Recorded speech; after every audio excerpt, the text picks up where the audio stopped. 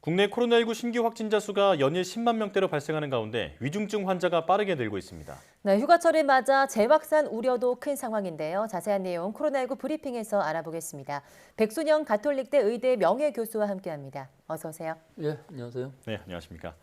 자, 신규 확진자가 사흘째 10만 명대로 발생하면서 증가세를 이어가고 있습니다. 하지만 확진자 수가 주마다 2배씩 늘어났던 그 더블링 현상에 비하면 증가세가 아주 완만해 보이는데요. 재유행의 정점에 지났다고 봐도 될까요? 뭐 지났다고 보기는 어렵지만 지금 지나가고 있는 중이 아닐까 그렇게 생각합니다. 네. 10만 명대 나오면서 앞으로 한 주일 동안 뭐 증감은 있겠습니다만은 이 정도에서 정체기를 거쳐서 앞으로 2주 후 정도면은 아마 감소 추세로 갈 수 있을 것으로 보이는데요. 네. 오늘의 10만 7,894명 뭐 전일에 비해서는 12,000명 정도 줄었습니다만 이게 뭐 하루 정도 차이라고 볼 수가 있고요. 위중증 환자가 310명, 전일 대비 26명 늘었습니다. 사망 34명인데 이 누적 치명률이 어제까지는 0.13%였는데요. 네. 오늘은 0.01%포인트 줄어서 0.12%가 됐습니다. 최근에 환자가 많이 늘어나는 데 비해서 사망자는 다소 늘어나는 데 불과했기 때문에 이렇게 되었고요. 또 이것은 일주일간으로 보면 잘 알 수가 있는데요. 하루 평균 확진자를 보면은 89,298명이 이번 주인데 이전 주에는 75,214명, 약 16% 증가했기 때문에 이게 거의 정체기라고 볼 수 있습니다. 네.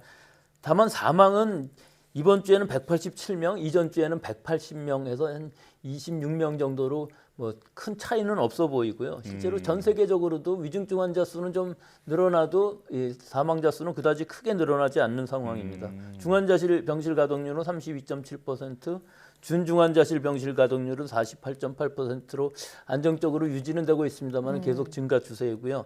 감염 재생산 지수도 1.13으로 지난주에 1.29에 비해서는 조금 감소했습니다만 아직도 1은 넘고 있기 때문에 증가 추세는 당분간 좀 지속될 것으로 보입니다. 네, 증가 추세는 지속되고 있지만 어쨌든 지금 주춤하고 있는 상황인 것 같은데 그 위중증 환자가 300명을 넘었죠. 지난주 같은 요일에 1.5배 수준인데 왜 신규 확진자 수보다 위중증 환자 증가세가 더 가파르다고 보십니까? 예, 우선 그 통계를 보면은 이번 주 한 주간으로 보면은 하루 평균이 274명인데 이전 주에는 129명입니다. 네. 2배 이상 네. 즉 더블링이 된 상황이거든요.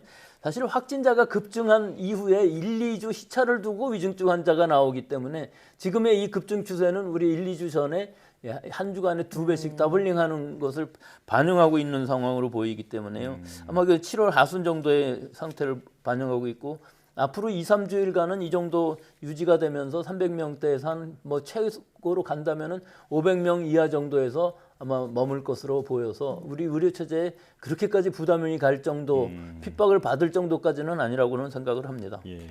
예전에 확진자 수가 더블링 현상이 일어났던 것이 이제야 반영이 되고 있다라고 분석을 해주신 건데요. 자, 이런 가운데 정부가 고위험군 확진자에 대해서 하루에 한 번씩 전화로 모니터링을 시행했던 것을 중단하고 증상이 있는 경우에만 대면 진료를 받을 수 있도록 하겠다고 밝혔습니다. 이렇게 되면 사각지대 우려는 없을까요? 예, 사각지대가 있을 수밖에 없죠. 일단은 하루에 한 번씩이라도 체크를 한다면은 그렇게 악화되지 않았다는 걸 확인할 수가 있는데 네. 아마 대부분의 고령층 고위험군인 경우에는 대면 진료를 위해서 예약도 하고 증상이 심해지게 되면 바로 진료를 받을 수 있을 것으로는 보입니다만은 코로나19의 특징이 고위험군의 경우에 있어서는 급격히 증상이 악화되는 경우가 있을 수가 있기 때문에 독거노인들과 같이 이렇게 취약계층에 계신 분들은 과연 주말이나 야간 같은 때에 제대로 대응을 해서 전화를 하고 대면 진료를 하고 혹은 응급차를 부르고 하는 것이 가능할지 좀 문제가 있을 수가 있어서 이 증상이 악화했을 경우에 치료 시기를 놓칠 가능성이 없지 않아 있을 것으로 보여서 이런 데 대한 아주 좀 대책이 좀 필요해 보입니다. 네. 또 지금 또 문제가 되고 있는 것들이 코로나19 경각심이 좀 낮아져서 숨은 감염자가 많다는 건데 그래서 정부가 이 밀접 접촉자들, 무증상 밀접 접촉자도 또 전문가용 신속항원 검사 받을 때 검사비를 면제받을 수 있도록 했죠. 이 부분에 대해서 효과적일 것으로 보십니까? 뭐 효과적이긴 했습니다만 좀 미흡한 부분이 분명히 있을 수밖에 없죠.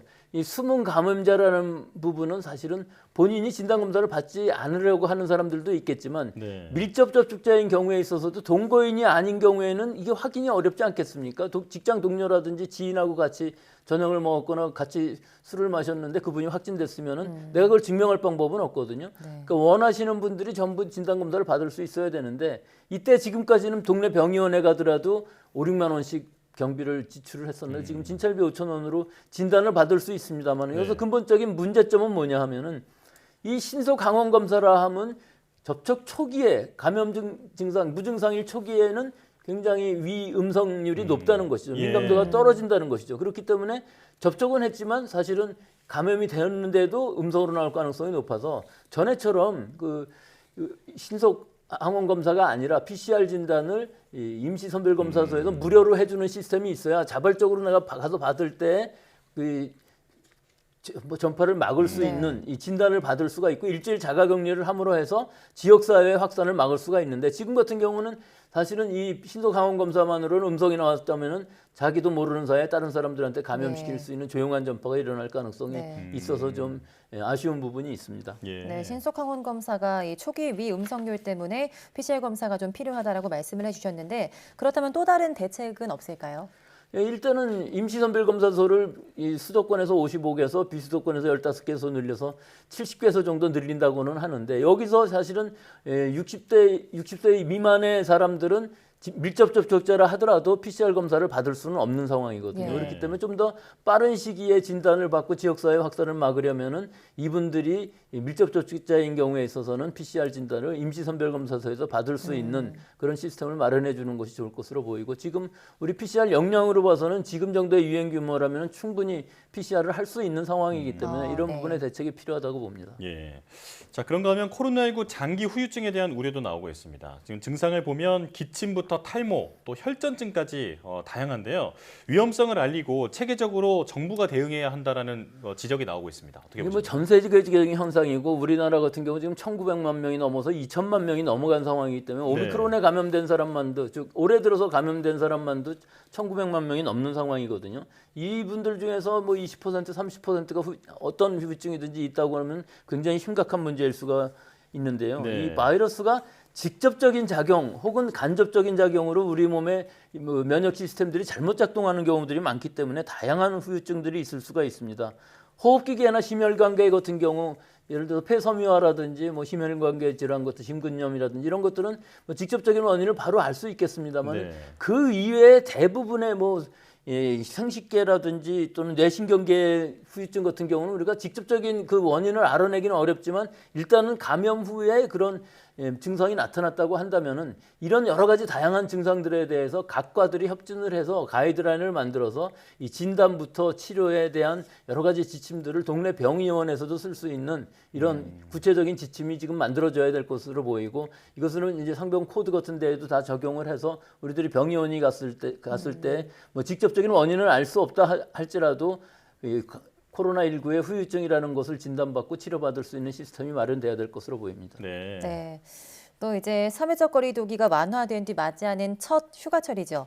휴가 기간 개인이 유의해야 할 방역 수칙이 있다면 어떤 게 있을까요? 지금 본격적인 휴가철이고 뭐 많은 분들이 다녀오시게 되는데 개인적으로는 사실은 혼자 가는 여행은 아마 거의 없을 것으로 보이지만 가족 단위나 혹은 지인 단위라도 좀 소규모로 여행을 가시고 여행을 가셔서도 야외에서 많은 사람이 모였을 때에는 마스크를 쓰시고 실내에서 마스크 쓰기, 손 씻기 또 가능하면 환기가 잘 되는 환경에서 잘 지내다가 돌아오시면 될 것으로 보이고 또 그 휴가지에서도 다른 사람하고의 접촉은 가능한 한 자제하는 것이 좋을 것으로 보입니다. 또 휴가에서 돌아오신 후에도 가능하면 출근하시기 전에 한번 진단검사를 받으셔서 직장에서의 감염을 막는 이런 것이 중요한 것으로 보이고요. 지금 이 휴가철에 있어서 뭐 대규모의 회식이라든지 또는 여러 사람들과의 만남, 뭐 여러 가지 연수라든지 뭐 이런 것들은 좀 자제하는 것이 지금 좋은 시기가 아닐까. 일단 이 유행이 좀 지나간 후에 그런 것들은 계획하는 것이 좋을 것으로 보입니다.